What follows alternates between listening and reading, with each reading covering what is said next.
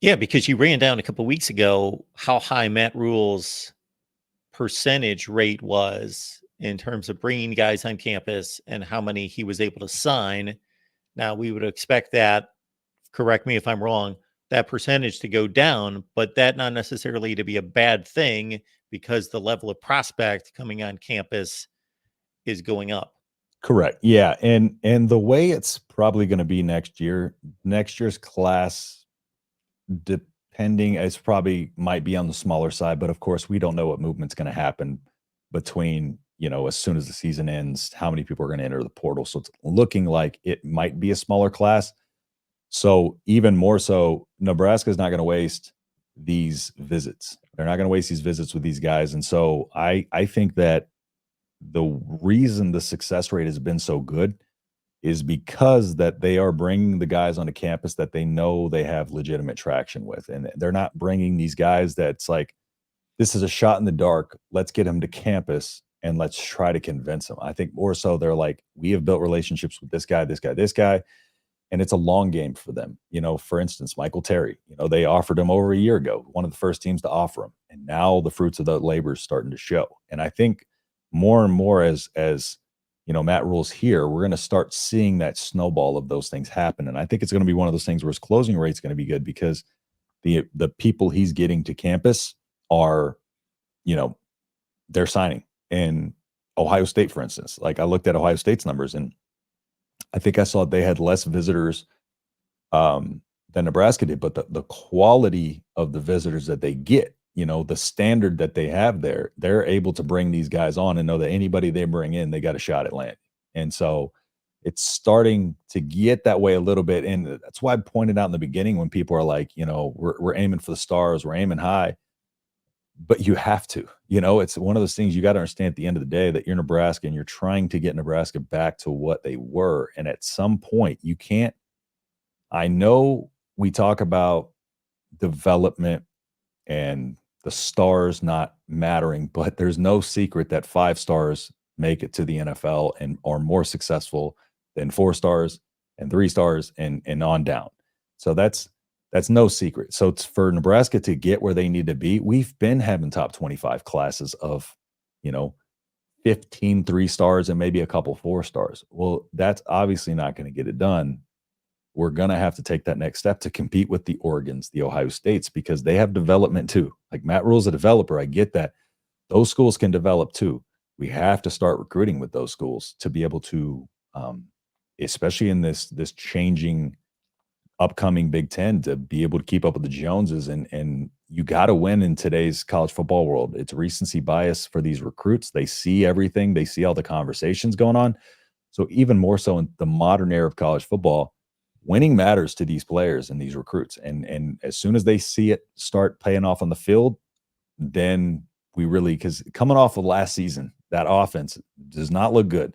So the fact that they're able to get guys like Michael Terry in here on campus to visit, it says something. Now just imagine expanding that beyond that with a good offense, if they can field a good offense out there, because a lot of these kids have talked about one of the reasons that they want to come play for Nebraska is because of Dalen Raiola. And they've specifically mentioned that. There was an article 2 days ago about it. And he's reaching out to these guys. And two of the people that I can't remember that who were in that article, but they're probably going to be lining up visits because of the connection that they have with Dylan. So he's out there peer recruiting these guys too. And anytime you got a 5-star quarterback recruiting some of these guys, you'll be surprised what kind of traction you can make. And I think Nebraska's trying to take advantage of that.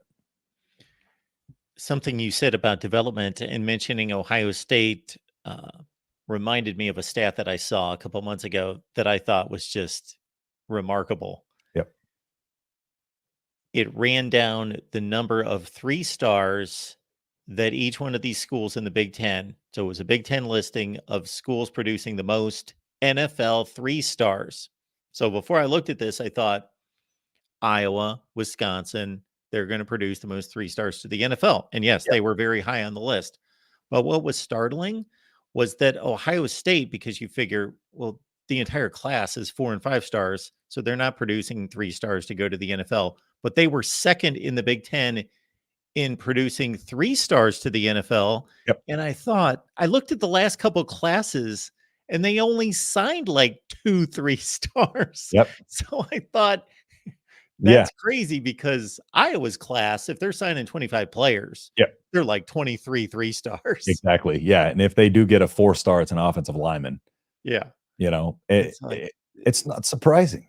The most successful teams develop the best, and people just think these guys recruit, and then oh well, here they're on the field. Well, look at Scott Frost. Nebraska out athleted most of the teams we played, minus Michigan, Ohio State, and probably Penn State, and maybe Wisconsin. Even then, I think we probably out athleted Wisconsin, but yeah. it doesn't matter what you look like when you get off the bus. You know, if you don't have the skill set developed, you don't have the mentality developed, that's something that they do at those schools. CJ Stroud, for instance, right? CJ Stroud said the NFL has come so easy to him because of how much they put on his plate at Ohio State. He said the NFL is easier because they put everything into his hands. Like he did everything in that offense, right? And they let him drive that boat, and that offense went where he wanted it to go, and they gave him full reign for that. And now he's in the NFL, and he's like, it's even less of that. Like it's more structured for me here than it was there, and that's why he's been able to transition so well. And so even that, like coming from Ohio State like that, it's those little things right there that are the difference in the two. And Matt Rule is, you can see him trying to build that, but knowing that he had to come in first and build that culture and build this, and how quickly he's done it is just really surprising. But The shows just keep rolling here at the Voice of College Football.